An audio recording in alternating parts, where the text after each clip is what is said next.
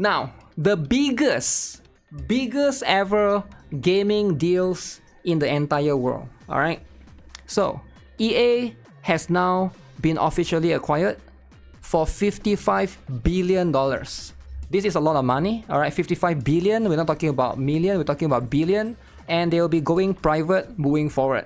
Now, this is insane, right? There's going to be a lot of things that's going to change how the company operate things, right? So right now, apparently just a couple of hours ago, like 7 hours ago, they are close to going private, right? So reports video game giant might close soon announce a whopping $50 billion deal, which could lead to one of the biggest buyouts in the entire gaming industry. And I think this is like actually the biggest one. Maybe it's the second biggest one. Was the Microsoft Blizzard one bigger? That one is quite big as well. That one is a few billion. I can't remember the exact number. But this one is going to be one of the bigger one, right? Ubisoft next. Ubisoft already acquired by Tencent. Yeah, they are already acquired by Tencent. B is too much. I wouldn't even give them 50 million. EA is worth quite a lot, right? You might not like them, that's fine, but it's worth quite a lot. Depends on who bought them. It could be the Wookiees. Sad news is not. If you are a Wookiee, today is a sad day for everyone, because here is the problem. They are sold out to PIF, Silver Lake, and affinity partners in an all-cash transaction. All right. Now, apparently, let's look at this. Right, this is going to explain more. Right here, did they explain?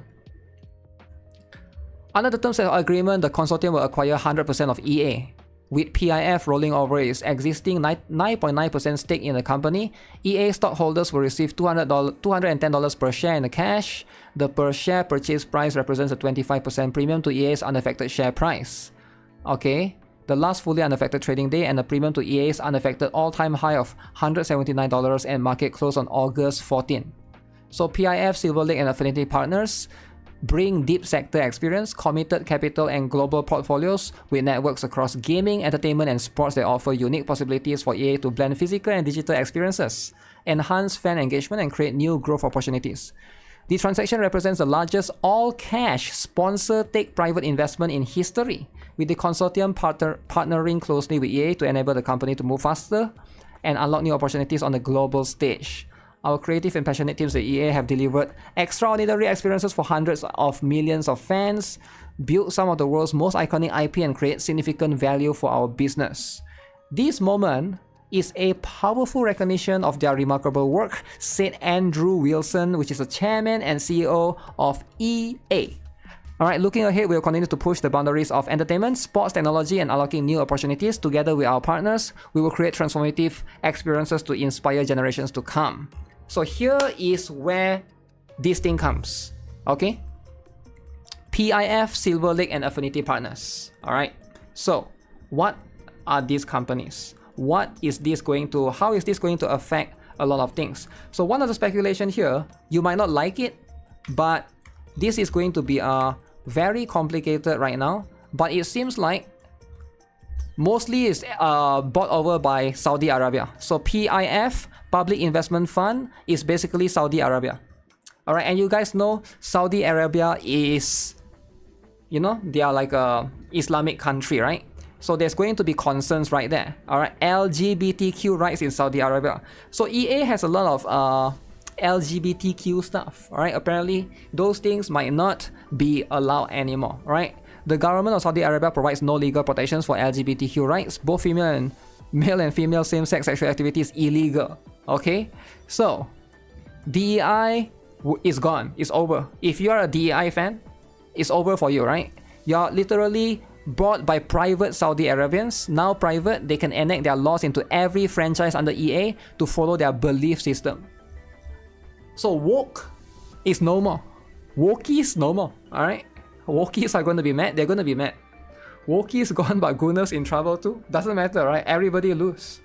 No woke stuff in EA games? Yes. Apparently, that's people are very, very concerned right now. A lot of people are very concerned right now that this is going to affect a lot of EA games, right?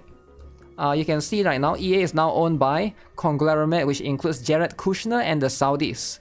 There is zero chance the studio continues with virtue signaling and DEI shenanigans, not because of Saudi or Kushner's personal beliefs, but because these strategies do not make money.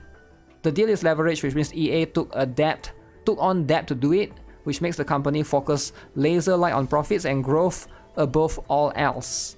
The whole idea of a buyout like this is because the investors believe they can make more money this way than by being public. I do think that's the case. A lot of the investors agree to this. They agree to sell the company. Is actually because, yeah, they probably make more money than being public, right? EA being public, you know, doesn't make them that much money. So they decide to settle for this deal. 50 billion is a lot, right? It's insane. Public companies are subject to a lot of market sentiment, including cancel culture. A private company is much less so. I predict this is the end of BS at EA and bigger focus on games.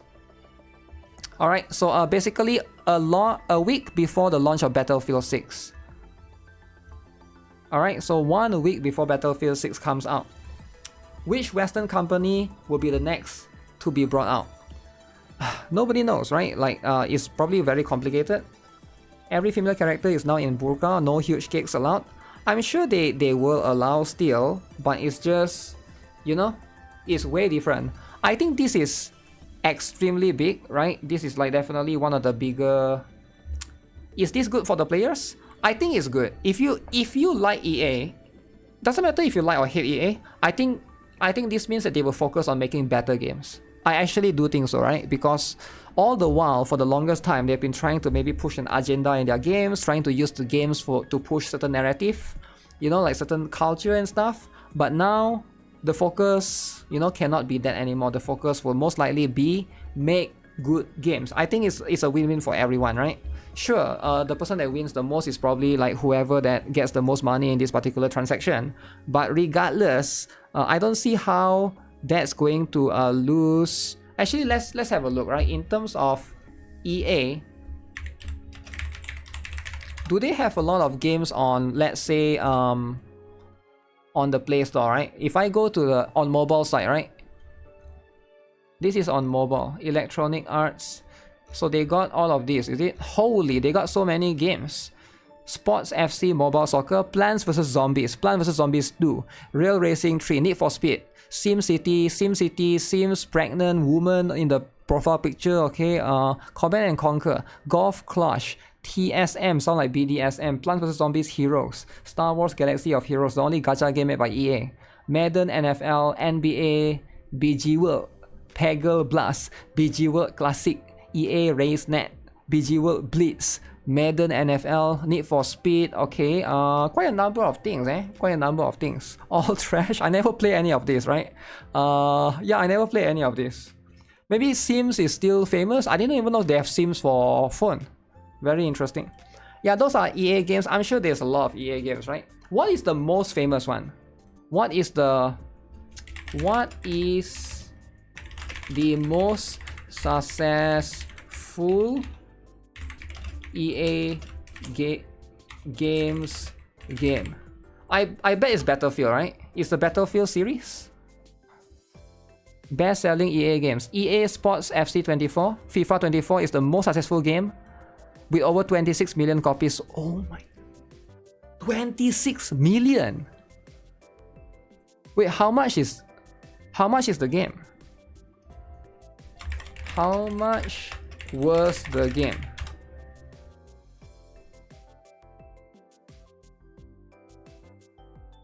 Generated 1.8 billion.